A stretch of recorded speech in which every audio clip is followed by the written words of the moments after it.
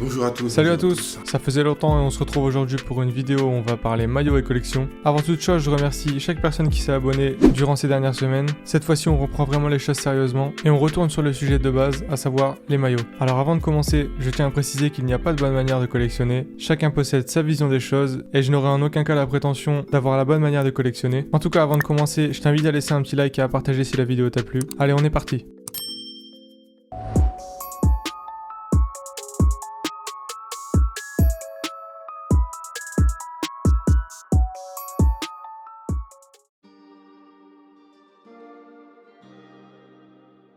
Alors on commence par ce premier point, à savoir la motivation. J'entends par là ce qui te motive à lancer ta collection. Ça peut être simplement pour garder des souvenirs ou simplement pour le plaisir, mais tu peux aussi voir ta collection comme un placement financier. Tout dépendra forcément de ton rapport au football et surtout de ta vision des choses. Mais je pense qu'il est bien de savoir pourquoi on se lance. En tout cas, je pense qu'il vaut mieux que cela reste une passion. Il ne faut pas oublier que le plus important là-dedans, c'est le football.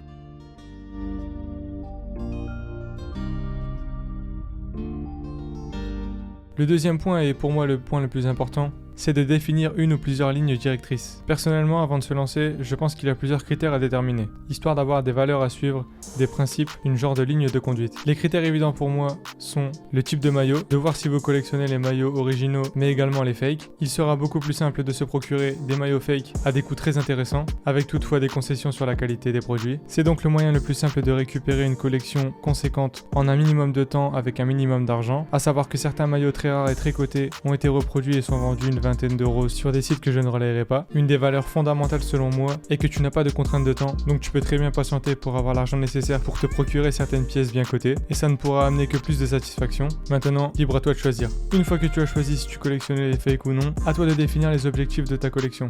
À toi de sélectionner des valeurs propres à toi-même pour arriver à une collection qui te satisfait. Par exemple, le choix le plus évident, ne choisir que les maillots de clubs que tu supportes, choisir plusieurs clubs que tu apprécies, voire un joueur en particulier où tu peux essayer de réunir tous les maillots portés lors de sa carrière, ou si simplement tu ne t'imposes aucune contrainte et tu préfères coffrer le maillot de chaque équipe qui te font kiffer. Encore une fois, les possibilités sont infinies, et je te le répète encore, le plus important est que ta collection te plaise. Il faut que ce soit ta collection et pas celle d'un autre.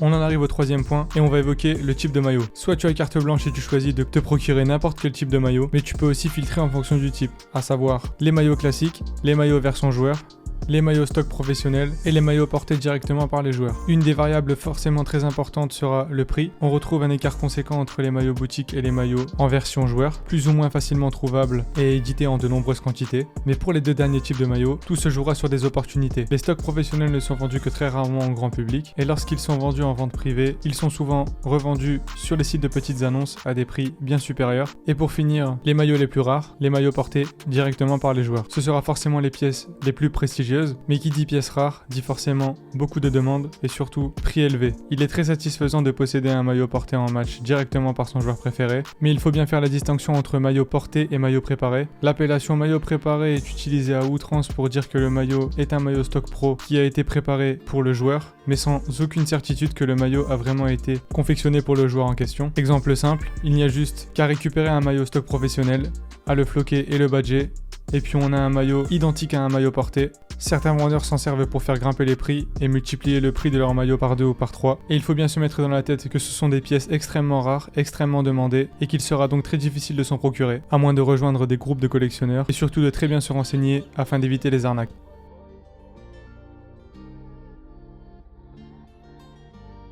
On passe au quatrième point, et ce sera un point où je vais donner quelques conseils. Alors je vais certainement me répéter, mais ne pas oublier qu'il ne faut pas être pressé et qu'il n'y a pas d'impératif de temps. C'est votre collection et vous n'avez de compte à rendre à personne. Évitez les comparaisons inutiles avec certains collectionneurs qui postent leurs achats sur les réseaux sociaux. On commence tous de zéro, alors inutile de vouloir posséder 100 pièces dès le début. Il ne faut surtout pas culpabiliser si vous ne pouvez pas vous procurer certaines pièces de par les prix exorbitants. Il faut retourner la problématique et justement acheter malin même si l'on a peu d'argent. Il faut aussi bien se renseigner et éviter les achats trop hâtifs pour ne pas se faire arnaquer. Dites-moi en commentaire si vous voulez une vidéo expliquant comment se faire une collection à moins moindre coût avec quelques astuces que j'ai. Et dernier point que j'ai déjà évoqué plusieurs fois mais qui reste selon moi le plus important, n'essayez pas d'avoir la plus grosse collection, la plus belle, la plus chère. Le plus important est d'avoir une collection qui vous ressemble. Dans mon cas, j'ai une collection qui retrace ma vie. J'ai certaines pièces qui ne valent pas grand chose d'un point de vue financier mais qui ont une valeur sentimentale inestimable pour moi. Et c'est sur ce que je terminerai la vidéo. La valeur sentimentale est bien plus importante que la valeur financière. On collectionne avant tout pour la passion et il ne faut pas oublier que le football reste au centre des motivations.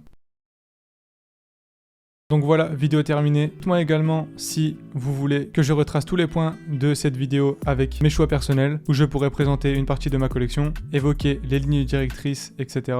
En tout cas, j'espère que la vidéo vous aura plu. N'oubliez pas de donner vos avis en commentaire et surtout me donner vos retours. Si l'on m'en fait la demande, je sortirai une vidéo expliquant comment se fournir quelques maillots pour un minimum d'argent, pour permettre à tout le monde de démarrer sur de bonnes bases à moindre coût. Sur ce, je vous laisse. N'oubliez pas de vous abonner si la vidéo vous a plu. On se retrouve très vite. Peace.